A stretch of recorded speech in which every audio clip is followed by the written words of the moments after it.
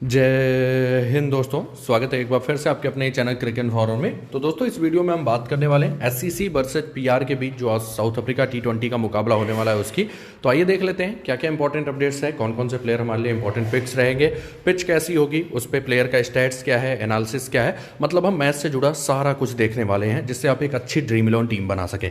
तो स्टार्ट करते हैं, लेकिन उससे पहले करना क्या है, आपको जल्दी से कर देना है वीडियो को लाइक और शेयर। आप लोग का प्यार और समर्थन मिलता रहता है तो काफ़ी अच्छा लगता है। उसके अलावा जो भी नए यूजर्स हैं चैनल को सब्सक्राइब करके बेल का आइकन जरूर प्रेस कर दीजिएगा जिससे आप लोग को टाइमली नोटिफिकेशंस मिलता रहे। जो सबसे इंपॉर्टेंट बात है वो ये कि आपको हमारा फाइनल अपडेट, जो भी फाइनल टीम होगी, कुछ important GL rotation, most important final pitch report, वो सब कुछ मिलेगा कहाँ, हमारे टेलीग्राम चैनल पर। इसलिए आपको हमारे टेलीग्राम चैनल से भी जाकर जल्दी से जुड़ जाना है। उसके लिए करना क्या है, जो सबसे बेस्ट मेथड है वो ये है कि नीचे पिंड कमेंट है यानी फर्स्ट कमेंट, उस पर टेलीग्राम का लिंक मिलेगा, उसे क्लिक कीजिए और चैनल को ज्वाइन कर लीजिए। नहीं तो आप टेलीग्राम ऐप पे जाएंगे और वहाँ पे किसी को भी दोस्त साथी यार किसी को भी मैसेज कर दीजिए। क्या करना है, @cricinformer, ये मैसेज जैसे ही भेजेंगे ना क्लिकेबल रहेगा, उसको क्लिक कीजिएगा, डायरेक्ट टेलीग्राम चैनल पहुँचेंगे, ज्वाइन का बटन होगा, ज्वाइन कर लीजिएगा। नहीं तो आप जाइए कहाँ पे, डिस्क्रिप्शन में। डिस्क्रिप्शन कहाँ पे दिखाई देगा, ये टाइटल है, उसके नीचे व्यूज, व्यूज के नीचे डिस्क्रिप्शन दिखाई देता है, वहाँ पे आपको फर्स्ट लाइन पे लिंक मिलेगा, वहाँ से भी ज्वाइन कर सकते हैं। अगर डिस्क्रिप्शन नहीं दिखाई दे रहा है तो व्यूज के आगे मोर लिखा होगा, उस पर क्लिक करेंगे, दिख जाएगा। ठीक है,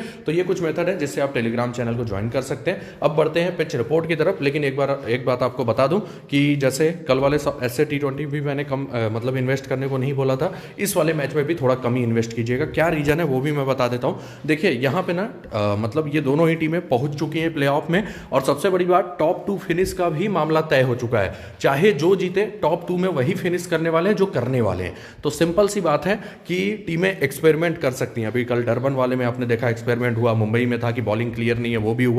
तो इसीलिए इस वाले मैच में भी आप इन्वेस्टमेंट कम रखिएगा। अगर आप देखे होंगे इस प्लेऑफ से पहले, सॉरी ये जो लास्ट के 2 मैचेज हुए हैं उससे पहले अगर आप देखे होंगे तो साउथ अफ्रीका टी20 में लास्ट के 10-11 मैचेज में लगातार मतलब अच्छा खासा रिजल्ट है। तो इसमें भी थोड़ा सा इन्वेस्टमेंट कम ही रखिएगा, मिनी जीएल पे फोकस करिएगा। तो स्टार्ट करते हैं। सबसे पहले पिच रिपोर्ट की बात करते हैं। मैच होने वाला है सेंट जॉर्ज पार्क कैबेरा में, और ये जो पिच होती है ना, ये देखिए 2 टाइप की होती है। कैसी होती है, कई बार ये पिच ड्रायर साइड पे होती है, और हालिया दिनों में देखा गया है कि बल्लेबाजों को एक्स्ट्रा एडवांटेज लगभग हर मैच में मिला है। तो ये ड्रायर साइड पे रहता है, तो मतलब बेसिकली बैटर्स और स्पिनर्स इन दोनों को एक्स्ट्रा एडवांटेज है। पेसर्स में जो चेंज ऑफ पेस और कटर्स का यूज कर रहे हैं वो थोड़ा ज़्यादा डोमिनेट रहते हैं। ठीक है, तो ये यहाँ का नेचर है। 160 से 180 के बीच में अब लगातार स्कोरिंग बन रहा है, लेकिन कभी कभी जब वो पिच ड्रायर साइड पे ना वो हार्ड रहती है तो फिर क्या होता है, बल्लेबाज जम के एडवांटेज उठाते हैं और 200 भी बन जाता है। तो बेसिकली 2 टाइप की पिच होती है, या तो बैटर फ्रेंडली होगी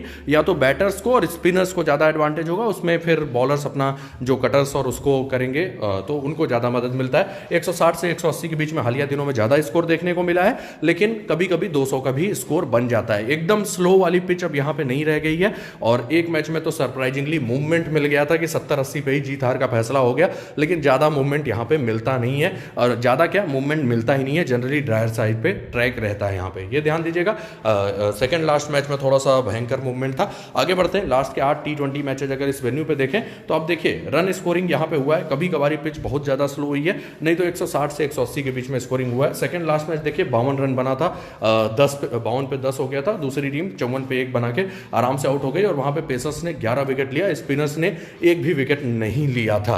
अब यहाँ पे जो लोग देख रहे होंगे पेस वर्सेज स्पिन, तो उनको दिखाई दे रहा होगा कि भाई पेसर्स तो स्पिनर्स से ज्यादा ही विकेट ले रहे हैं। तो उसमें मामला यही है, सपोर्ट तो स्पिनर्स को रहा है लेकिन वो रैंक टर्नर नहीं है, इसीलिए स्पिनर्स बहुत भयंकर विकेट नहीं ले पाए हैं। बेसिकली उनको विकेट मिल भी रहा है ज्यादा, तो वो सेकंड बॉलिंग में अंडर प्रेशर मिल रहा है, और पेसर्स जो है वो चेंज ऑफ पेस कटर्स फेंक के निकाल ले रहे हैं और डेथ में आके विकेट मोस्टली लेके चले जा रहे हैं। तो इसीलिए पेसर्स ने स्पिनर से ज्यादा विकेट लिया है, लेकिन सपोर्ट स्पिनर को ज्यादा रहा है पिच से, ये ध्यान देना है। आगे बढ़ते हैं, बात कर लेते हैं हेड टू हेड रिकॉर्ड की। तो एससीसी ने 2 जीता है, पीआर ने 1 जीता है, लेकिन पीआर की टीम भी अच्छी है, तो एक अच्छा मुकाबला आपको देखने को मिलेगा। बात कर लेते हैं सनराइजर्स ईस्टर्न केप टीम की प्रीव्यू की। तो ऑलरेडी इन्होंने बुक कर लिया कि भाई कुछ भी हो जाए मैं नंबर 2 पे रहेगा, चाहे आप कितना भी जोर लगा लो। तो ऐसा स्थिति हो चुका है, मतलब सामने वाली टीम जीतती भी है तो भी वो तीसरे नंबर पर ही रह जाएंगे। तो इसीलिए इस मैच का उतना मतलब कह सकते हैं कंपिटिटिवनेस शायद ना रहे।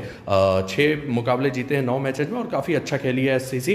प्रोबेबल 11 एक्सपेक्टेड बैटिंग ऑर्डर में स्क्रीन पे है। पिछले मैच की तरह फिर से ये प्रमोशन कर सकते हैं मार्को यानसीन का, यानी स्टब्स एक पोजीशन और नीचे जा सकते हैं, तो इसके लिए रेडी रहिएगा।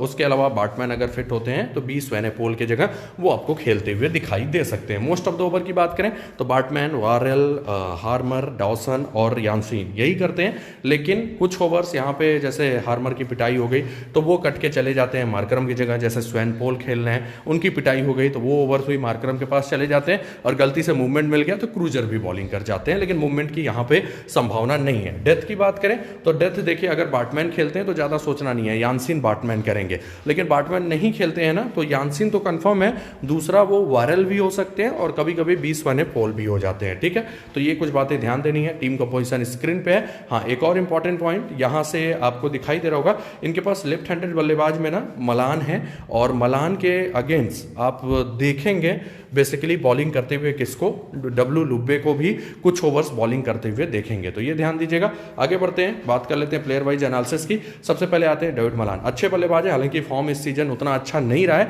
लेकिन भाई टैलेंटेड है और कभी भी एक साइड से एंकर करते हुए अच्छा कर जाते हैं, तो डिसेंट टाइप के पिक हमेशा रहते हैं, आप आराम से टीम में रख सकते हैं इनको। अच्छे बल्लेबाज हैं, टैलेंटेड हैं, अभी तक 2 इनिंग बढ़िया खेला है, लेकिन इनसे आप उम्मीद कर सकते हैं कि स्ट्रगल भी करते रहे तो 20-25 तो बना ही दे, तो एक अच्छे पिक रहेंगे, इनको जरूर कवर कीजिए। फिर आते हैं जॉर्डन हरमन। एक इनिंग के अलावा बहुत कुछ खास नहीं कर पाए, और देखिए बल्लेबाज ना अच्छे हैं, शॉट्स हैं, लेकिन कंसिस्टेंसी अभी तक दिखा नहीं पाए। आने वाले दिनों में हो सकता है बड़े नाम हो, एक आध जीएल में रिस्क लेना हो लीजिए, स्मॉल लीग में उतने अच्छे ऑप्शन नहीं होंगे।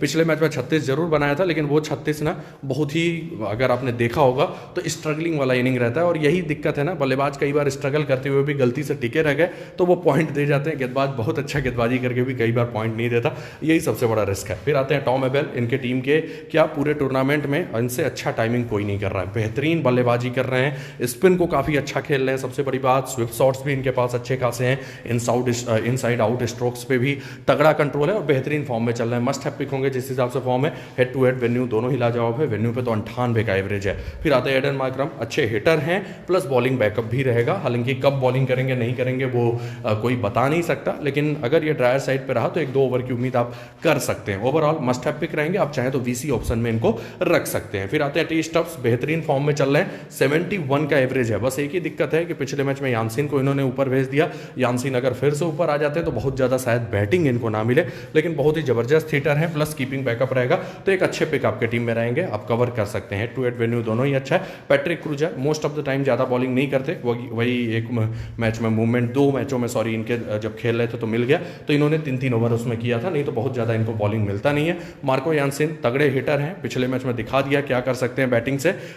इनफैक्ट इनकी टीम हार जाती अगर वो इनिंग नहीं आती तो, क्योंकि शुरुआत के बल्लेबाजों ने काफ़ी स्लो नॉक खेला था, लेकिन ज़बरदस्त मैच टर्निंग नॉक था, प्लस मैच विनिंग नॉक था, और उसके अलावा बॉलिंग में भी 1 या 2 विकेट ले ही जाते हैं। मस्ट हैव पिक रहेंगे और अच्छे कैप्टनसी ऑप्शन भी रहेंगे। हेड टू हेड बहुत ही तगड़ा है, 105 का एवरेज है, पिछले मैच में 71 जिसमें बनाया गया था। उसके अलावा विकेट टेकर उतने तो नहीं है, लेकिन 1 या 2 विकेट मिल जाते हैं। लियाम डॉसन ठीक ठाक ऑलराउंडर हैं, ओवरऑल ये पिच थोड़ा ड्रायर साइड पे रहता है, तो 1-8 विकेट तो मिलने की संभावना रहेगी। इनको लीजिएगा कब, जैसे फर्स्ट बॉलिंग में कई बार हो सकता है इनको उतना विकेट ना मिले, क्योंकि यहाँ पे स्पिनर्स को टर्न तो है लेकिन भयंकर नहीं है, तो बेसिकली प्रेशर वाला सिचुएशन भी देखना होगा, तो वो बेसिकली सेकंड बॉलिंग में रहेगा, तो सेकंड बॉलिंग में ज़्यादा अच्छे पिक रहेंगे। फर्स्ट बॉलिंग में कभी कभारी ज़्यादा विकेट लेंगे, नहीं तो 1-8 विकेट ही लेते हुए दिखाई देंगे। फिर आते हैं साइमन हार्मर, मैं पहले ही बोल चुका हूँ ये विकेट टेकर उतने नहीं है, एक मैच में 4 विकेट लिए, बाकी सब में विकेट ले रहे हैं, आराम से छोड़ सकते हैं। डी वॉरेल अच्छे लाइन लेंथ पे गेंदबाजी करते हैं और मोस्ट ऑफ द टाइम 1 या 2 विकेट मिल ही जा रहा है, अच्छी गेंदबाजी किया है। हालांकि इनका जो मेन यूएसपी है ना वो स्विंग गेंदबाजी है, जब स्विंग मिलता है ना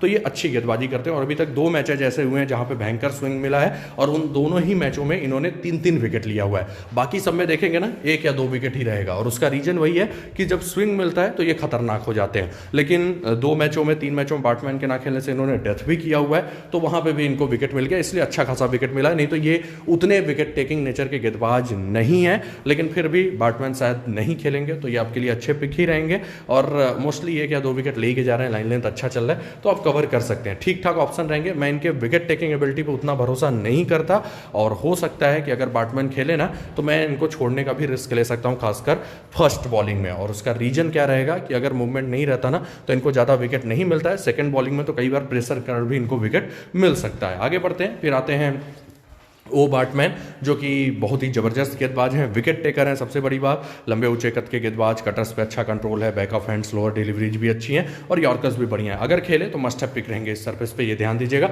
नीचे मोस्ट प्रॉब्ली और कोई नहीं खेलेगा। आगे बढ़ते हैं, हाँ बी स्वैनेपोल की भी बात कर लेते हैं, क्योंकि कुछ मैचेज जिन्होंने बैटमैन के न रहते हुए खेला हुआ है। ओवरऑल थोड़ा डोमेस्टिक सर्किट में तो इनका अच्छा परफॉर्मेंस रहा है, लेकिन बड़े लेवल पर अभी तक कुछ खास परफॉर्मेंस दिखाया नहीं है। हालांकि चेंज ऑफ पेस मैं देख रहा हूँ अच्छा कर रहे हैं, लेकिन इनके साथ रिस्क यही है कि अगर पिटाई हो जाती है ना तो ओवर्स कभी भी इनके कट सकते हैं, तो बहुत अच्छे पिक नहीं होंगे, आराम से छोड़ सकते हैं। हाँ फर्स्ट बॉलिंग में जैसे बैटमैन नहीं खेल रहे हैं ना, तो चांसेज हैं कि ये डेथ में कर जाएं, क्योंकि ऐसा लग रहा है कि वारेल को ये लोग बॉल आउट कर दे रहे हैं इसलिए कि विकेट निकालना है, कि भाई वो मजबूत बल्लेबाजों के अगेंस्ट करें, तो इसलिए हो सकता है ये फर्स्ट बॉलिंग में डेथ जरूर करें, तो इसलिए ग्रैंड लीग में इन पे जरूर रिस्क ले लीजिएगा, ठीक है। और ये बैटिंग बैकअप भी देते हैं। अगर आप साउथ अफ्रीका का डोमेस्टिक लीग्स अगर खेलते होंगे ना, जो मेन डोमेस्टिक वाला लीग है, ये वाला नहीं, T20 लीग की बात नहीं कर रहा हूँ, तो वहाँ पे ये इवन अच्छे कैप्टनसी ऑप्शन भी रहते हैं। फिर आते हैं पाल रॉयल्स की टीम की बात कर लेते हैं। अच्छे फॉर्म में, थर्ड रैंक पे, लेकिन बेचारे रह जाएंगे।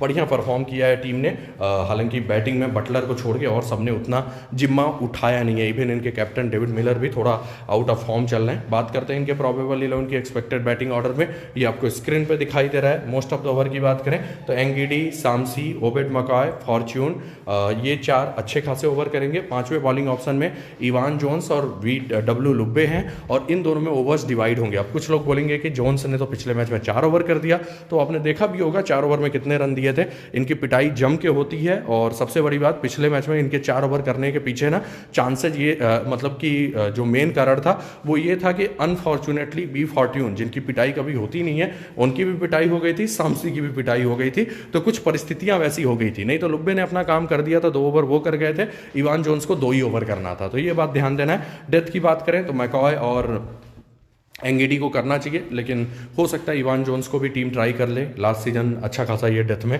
गेंदबाजी कर रहे थे। टीम कंपोजिशन स्क्रीन पे, चलते हैं प्लेयर वाइज एनालिसिस में। सबसे पहले आते हैं जॉस बटलर, बेहतरीन फॉर्म में चल रहे हैं, 45 के एवरेज है, लगातार रन बना रहे हैं, हेड टू हेड वेन्यू दोनों ही अच्छा है, मस्ट हैव पिक रहेंगे, अच्छे कैप्टनसी ऑप्शन भी होंगे, कीपिंग बैकअप भी दे के जाते हैं। फिर आते हैं जेसन रॉय, फॉर्म कुछ खास नहीं दिखा पाए, रह के ये अच्छा खेलते हैं, जैसे मतलब ये हर बॉल हिट करने जा रहे हैं, और इस समय कंसिस्टेंसी उतना बिल्कुल भी नहीं है। हर बॉल हिट करने जा रहे हैं, तो उसमें पावर प्ले में कभी कभी जब नो मैंस लैंड में गिर जा रहा है, थोड़ा लक साथ दे रहा है, तो अच्छा खासा हिटिंग कर दे रहे हैं। नहीं तो कई बार ये क्या होता है कि पावर प्ले में विकेट फेंक देते हैं, तो आप बहुत बड़ी इनिंग की उतना उम्मीद नहीं कर सकते, लेकिन 25-30 आपको ये बना के दे सकते हैं लगातार। डिसेंट टाइप के ऑप्शन होते हैं, लेकिन फॉर्म उतना अच्छा नहीं चल रहा है, तो आप छोड़ने का भी रिस्क ले सकते हो। अगर आता है पिच ज़्यादा स्लोअर साइड पे, तब तो आराम से छोड़ दीजिएगा। स्लोअर साइड के ट्रैक्स पे ना ये जल्दी चलते नहीं है। डब्ल्यू लुब्बे उतने अच्छे पिक होते नहीं है, लेकिन प्रॉब्लम क्या है, प्रॉब्लम ये है कि इस पिच पे थोड़ा टर्न मिलता है, और टीम इनको यूज करेगी फिर से मलान के अगेंस्ट, ये भी लगभग कंफर्म है, क्योंकि मलान को पिछले मैच में इन्होंने आउट कर दिया था, और नॉर्मली ये 1 डाउन पे आते हैं। पिछले मैच में स्ट्राइक बहुत ज़्यादा रिक्वायर्ड रन रेट था, तो इसलिए इनको नीचे भेज दिया गया। हालांकि बैटिंग से ज़्यादा उम्मीद मत कीजिएगा, लेकिन वो जो 2 ओवर बॉलिंग करेंगे ना, 2-3 ओवर, उसमें विकेट अगर मिल गया तो फिर ये ठीक ठाक पॉइंट देने का मादा रखते हैं, कभी कभी 25-30 बना भी देते हैं। तो डिसेंट टाइप के ऑप्शन हो जाते हैं केवल और केवल बॉलिंग बैकअप के कारण। अगर बॉलिंग नहीं रहता ना तो बहुत अच्छे पिक नहीं होते। डेन विलास कभी कभार चलते हैं, T20 में आराम से छोड़ सकते हैं। डेविड मिलर प्लेयर बहुत ही शानदार है, लेकिन फॉर्म बहुत ही खराब चल रहा है। 30.33 के एवरेज से स्कोर किया, और बहुत बड़ा स्कोर इस सीजन नहीं कर पाए, लेकिन फिर भी अगर आता है बैटर्स को एडवांटेज है ना, तो मिलर को आप आराम से कवर कर सकते हैं रीजन, ये फिर अच्छा खासा हिटिंग कर सकते हैं, और बहुत ही जबरदस्त हिटर है। भले ही थोड़ा सा स्ट्रगल किया हो, और स्ट्रगल करने के पीछे ये रहा है कि कई बार इनकी टीम ने स्लोअर साइड पे खेला हुआ है ट्रैक्स पे। पाल की टीम हमेशा पाल का सरफेस हमेशा स्पिनर्स को टर्न देता है, और जब टर्न ज़्यादा रहता है ना, तो मिलर उस समय स्ट्रगल करते हैं। तो यहाँ पे भी अगर स्लोअर साइड पे ट्रैक रहा ना, तब तो मिलर को छोड़ दीजिएगा, लेकिन अगर आता है कि नहीं बल्लेबाजों को एडवांटेज है, तो मिलर अच्छे पिक रहेंगे, ये ध्यान दीजिएगा। मिशेल वान ब्यूरेन कभी कभार ही चलते हैं, हालांकि ये कुछ मैचों में अच्छा बैटिंग किया हुआ है, लेकिन उतने अच्छे पिक नहीं होंगे। इवान जोन्स की बात करें तो देखिए रियलिटी जो है वो यही है कि इनको ओवर्स कम मिलने चाहिए। वो पिछले मैच में मिल गया, थोड़ा लक फैक्टर था कि बाकी सब गेंदबाजों की पिटाई हो गई, लेकिन इनकी पिटाई अल्टीमेटली उनसे ज़्यादा हुई। तो ये उतने अच्छे गेंदबाज नहीं है, लेकिन पिछले सीजन भी इनको विकेट मिल गया था डेथ में लगातार बॉलिंग करने के कारण, और अगर फिर से डेथ मिल गया ना तो विकेट मिल सकता है। बैटिंग बैकअप देते हैं, लेकिन बहुत ज़्यादा इनको बैटिंग आती नहीं है। अगर आप देखेंगे बड़े लेवल पर ना, तो बहुत ही खराब रिकॉर्ड रहा है, तो उतने अच्छे पिक नहीं होंगे। लेकिन जो रिस्क लेना चाहता है, गलती से अगर फिर से डेथ मिल गया तो विकेट मिल सकता है, तो तो वो लोग कवर कर सकते हैं। बॉलिंग में ज़्यादा उतना धारता नहीं है, स्लोअर वंस का प्रयोग करते हैं, लेकिन लाइन लेंथ बहुत अच्छा नहीं है, तो उतने अच्छे पिक नहीं होंगे। और ऊपर से डब्ल्यू लुब्बे कुछ ना कुछ बॉलिंग जरूर करेंगे, तो वही इनके ओवर्स कटेंगे। तो अनटिल अनलेस किसी और बॉलर की पिटाई नहीं होगी तो ये 4 ओवर नहीं करेंगे। तो ये बात ध्यान दीजिएगा। रिस्क टेकर्स रिस्क ले सकते हैं, गलती से डेथ में मिल गया तो पॉइंट दे सकते हैं। Be fortune until unless rank turner ना हो तो बहुत ज़्यादा विकेट इनको मिलता नहीं है, और वो आप देख चुके होंगे। लाइन लेंथ बहुत ही अच्छा रहता है, लेकिन बहुत अच्छे पिक होते नहीं है। अगर टर्निंग ट्रैक है और सेकंड बॉलिंग है तब आप इन पर रिस्क लीजिएगा, नहीं तो बहुत ज़्यादा विकेट नहीं मिलता है। ओबेट मकाय अच्छे गेंदबाज हैं, विकेट टेकिंग नेचर के गेंदबाज, हालांकि इनकी भी पिटाई इधर हुई है, लेकिन जो इंपॉर्टेंट पॉइंट है ना, डेथ में ये कंफर्म करते हैं। तो फर्स्ट बॉलिंग रहे तो जरूर कवर कर लीजिएगा। सेकंड बॉलिंग में ऐसा नौबत भी आ सकता है कि मामला डेथ तक ना पहुंचे, और डेथ तक नहीं पहुंचता ना तो उतना विकेट इनको नहीं मिलता है। स्लोअर वन कटर्स का प्रयोग करते हैं, तो फर्स्ट बॉलिंग में बहुत ही अच्छे पिक, सेकंड बॉलिंग में थोड़ा सा average option. Tabrez Shamsi chinaman गेंदबाज है और इस सरफेस पे टर्न मिलता है, तो आप इन पे आराम से रिस्क ले सकते हैं। फर्स्ट बॉलिंग हो सेकंड बॉलिंग हो, दोनों में अच्छे पिक होंगे। सेकंड बॉलिंग पे तो इस सरफेस पे जरूर कवर कर लीजिएगा, फर्स्ट बॉलिंग में भी आप आराम से कवर कर सकते हैं। इनको 1 या 2 विकेट मिलेगा। इस सीजन उतना अच्छा फॉर्म नहीं रहा है, लेकिन अच्छे गेंदबाज है और यहाँ पे टर्न मिलता है, और जब टर्न मिलता है तो शामसी खतरनाक हो जाते हैं, ये ध्यान दीजिएगा। एंगीडी विकेट टेकर है, बढ़िया गेंदबाज है, हालांकि लास्ट के 2-3 मैचों में जम के पिटाई हुआ है, लेकिन अच्छे पिक रहेंगे। कटर्स का प्रयोग करते हैं, पेस भी अच्छा है, मस्ट हैव पिक रहेंगे, जरूर कवर कीजिए। नीचे मोस्ट प्रॉब्ली और कोई नहीं खेलेगा। एलन अगर खेलते भी हैं तो उन पर डाउट रहता है बॉलिंग करेंगे कि नहीं, तो इसीलिए बहुत अच्छे ऑप्शन नहीं होंगे। स्टब्स मैचअप्स की अब बात कर लेते हैं, ज़्यादा ध्यान देने वाला नहीं है। रॉसिंगटन का भी ज़्यादा ध्यान देने वाला नहीं है। मलान फेलिकॉपियो ने 2 बार आउट किया है, एंगीडी 1 बार आउट किए हैं, लेकिन रन भी बनाया हुआ है। शामसी के अगेंस्ट बहुत ही अच्छा रिकॉर्ड है मलान का। एक और इंपॉर्टेंट पॉइंट, पिछले मैच में लुब्बे ने आउट किया था, तो लुब्बे के ओवर्स आप देख सकते हैं। एबेल 1 बार शामसी के अगेंस्ट आउट है, लेकिन रन भी अच्छा खासा बनाया। हालांकि इन्होंने उसी इनिंग में 2 बार आउट किया था, एक सिंपल कैच छूट गया था, उसके बाद छक्का चौका लग गया था इनको। मार्करम की बात करें, कोई ध्यान देने वाला मैचअप नहीं है। बटलर की बात करें तो बटलर भी किसी के अगेंस्ट भयंकर स्ट्रगल नहीं करते। जेसन रॉय 2 बार वॉरेल के अगेंस्ट आउट हैं, 2 बार 55 रन 36 बॉल। डॉसन ने भी इनको 2 बार आउट किया हुआ है। मिलर ज़्यादा इंपॉर्टेंट मैचअप नहीं है, ब्यूरेन का भी नहीं है, लुब्बे का भी नहीं है, डेन विलास का भी नहीं है। तो दोस्तों ये था इंपॉर्टेंट मैचअप, सब पूरा प्लेयर वाइज एनालिसिस, जिसके हिसाब से खुद की टीम बनाएंगे तो ज़्यादा अच्छा रहेगा। अब बात कर लेते हैं ड्रीम 11 टीम की। तो स्टार्ट करते हैं विकेट कीपर में बटलर और स्टब्स, दोनों के साथ मैं जा रहा हूँ। हालांकि स्टब्स पे एक रिस्क आ गया है, अगर ज़्यादा ही नीचे चलेगा तो शायद उतना पॉइंट ना दे, लेकिन कीपिंग काफ़ी अच्छा किया और बैटिंग में फॉर्म में है, तो इनको मैंने कवर किया हुआ है। बैटिंग सेक्शन में मलान और एबेल, ये दोनों ही अच्छे ऑप्शन होंगे। मलान का फॉर्म खराब है लेकिन अच्छे बल्लेबाज हैं, तो इनको मैं बैक कर रहा हूँ। जेसन रॉय पे आप रिस्क ले सकते हैं, बस वही है कि शायद बड़ा इनिंग ना खेलें, लेकिन अटैकिंग 25-30 कभी बना के जा सकते हैं। मिलर अगर ये बैटिंग ट्रैक रहता है ना तो सीधे सीधे ले लीजिएगा, स्लोअर साइड पर रहेगा तो छोड़ सकते हैं। मिलर हमेशा T20 में अच्छे पिक रहते हैं। ऑलराउंडर्स में चलते हैं, मार्करम यानसीन, ये दोनों मस्ट हैव पिक। लुब्बे को मैं इसलिए ले रहा हूँ क्योंकि मुझे लग रहा है बॉलिंग करेंगे, अगर ज़्यादा बॉलर्स आ जाएंगे फिर से तो उतने अच्छे ऑप्शन नहीं रह जाएंगे। इवान जोन्स, जिनको लगता है भाई डेथ में कर जाएं, वो कवर कर सकते हैं, नहीं तो बहुत अच्छे पिक होते नहीं है ये। बॉलिंग सेक्शन में एंगीडी शामसी दोनों ही अच्छे पिक रहेंगे। हार्बर उतने अच्छे ऑप्शन नहीं होंगे। फॉर्ट्यून अगर रैंक टर्नर है, सेकंड बॉलिंग है तभी कवर कीजिए। नीचे चलते हैं, मैकॉय फर्स्ट बॉलिंग है तो must have pick, second bowling में थोड़ा सा एवरेज ऑप्शन। डॉसन के साथ मैं इसलिए जा रहा हूँ क्योंकि अच्छी गेंदबाजी करते हैं, हालांकि विकेट टेकर नहीं है, लेकिन अगर सेकंड बॉलिंग रहेगा तो डॉसन मेरे टीम में होंगे। वॉरेल अच्छे के फॉर्म में चल रहे हैं तो इनको भी मैंने कवर किया है। हालांकि ये विकेट मोस्टली जब मूवमेंट होता है तभी ज़्यादा लेते हैं, लेकिन फिर भी मैं उम्मीद कर रहा हूँ डेथ में कर जाएं या शुरुआती ओवर्स में रॉय अटैक करने जाएँ, वहाँ विकेट मिल जाए, तो इसलिए मैं इनके साथ जा रहा हूँ। नीचे और कोई उतना अच्छा ऑप्शन नहीं होगा। तो दोस्तों ये थी मेरी टीम। कैप्टन वाइस कैप्टन की बात करें, यानसीन को मैंने कैप्टन किया, बटलर को BC, आप रिवर्स भी कर सकते हैं। मार्करम भी ठीक ठाक ऑप्शन होंगे, भले ही उस लेवल का फॉर्म नहीं दिखा पाए। GL में एंगीडी को कैप्टन कर लीजिएगा, और उसके अलावा किसको कर सकते हैं, उसके अलावा आप चाहें तो एबेल को कैप्टन कर सकते हैं बेहतरीन फॉर्म में ग्रैंड लीग के लिए। तो इसी के साथ दोस्तों वीडियो समाप्त होता है। आशा करता हूँ वीडियो आपको अच्छा खासा हेल्प करेगा विनिंग में। जिन्होंने भी वीडियो को लाइक नहीं किया जल्दी से लाइक कर दें, और जिन्होंने भी चैनल को सब्सक्राइब नहीं किया, ऐसे ढेर सारे अपडेट्स के लिए चैनल को सब्सक्राइब करके बेल का आइकन जरूर प्रेस कर दीजिएगा। नीचे पिंड कमेंट में टेलीग्राम चैनल का लिंक है, उससे भी जुड़ जाइएगा। धन्यवाद।